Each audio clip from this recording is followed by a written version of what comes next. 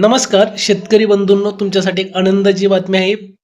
महा-डी-बी-टी अंतर्गत ज्या शासकीय योजना आहेत कृषीच्या संबंधित, त्या योजनांचा जर तुम्हीही लाभ घेत असाल, तर तुमच्यासाठी एक आनंदाची बातमी अशी आहे, की तुम्हाला लॉटरीमध्ये नाव लागून सुद्धा पूर्वसंमती आल्यानंतर यंत्रे खरेदी करून सुद्धा व्हेरिफिकेशन झाल्यानंतर जे अनुदान जमा केलं जातं शासनाकडून 1 महिन्याच्या कालावधीमध्ये किंवा काही दिवसामध्ये, तर ते अनुदान जर तुमच्या खात्यामध्ये आलेलं नसेल, तर त्याचं कारण होतं मित्रांनो, की निधी कमतरता. शासनाकडे, कृषी विभागाकडे महा-डी-बी-टी अंतर्गत निधी वितरित करण्यासाठी कमतरता होती.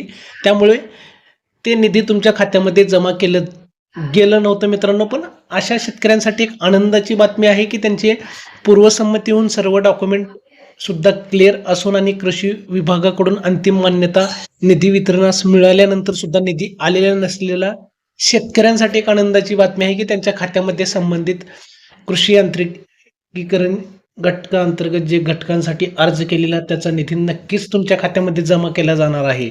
कारण की आता 2025-26 मध्ये राज्य पुरस्कृत कृषी यांत्रिकीकरण योजना राबवण्यासाठी शासनाकडून 50 कोटी इतका निधी वितरित करण्याबाबत निर्णय घेण्यात आलेला आहे. अंतिम मान्यता देण्यात आलेली आहे मंत्रिमंडळाची आणि जी-आर सुद्धा शासनाकडून काढण्यात आलेला आहे 23 जानेवारी 2026 या दिवशी. आणि तुम्ही बघू शकता या जी-आर मध्ये त्यांनी स्पष्ट केलेलं आहे, की प्रस्तावनेमध्ये तुम्ही बघू शकता, वित्त विभागाने दिलेल्या मान्यतेनुसार 50 कोटी इतका निधी वितरित करण्यास मंजुरी देण्याची बाब शासनाच्या विचाराधीन होती आणि त्याबाबतचा अंतिम निर्णय घेण्यात आलेला आहे. शासन निर्णय बघू शकता.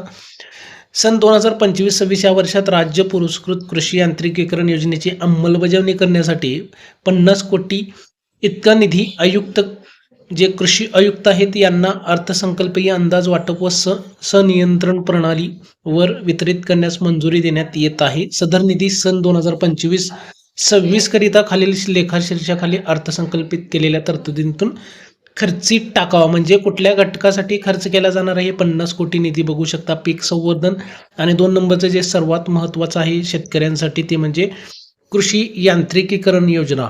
कृषी यांत्रिकीकरण योजना याच्या अंतर्गत निधी वाटप केला जाणार आहे. त्यानंतर राज्य पुरस्कृत कृषी यांत्रिकीकरण योजना सुद्धा यासाठी सुद्धा अर्थसहाय्य दिलं जाणार आहे, अनुदान दिलं जाणार आहे शासनाकडून शेतकऱ्यांना.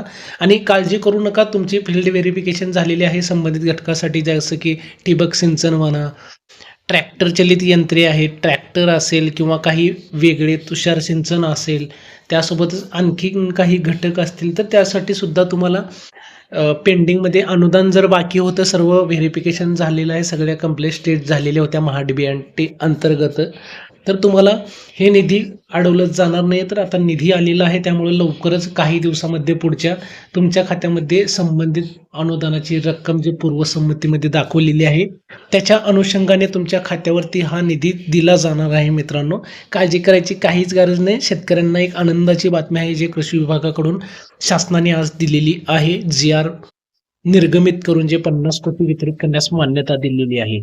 तर अशा प्रकारे लवकरच शेतकऱ्यांना त्यांच्या खात्यावरती 50 कोटीपैकी जे पात्र शेतकरी आहेत त्यांना लवकरच निधी दिला जाणार आहे. धन्यवाद.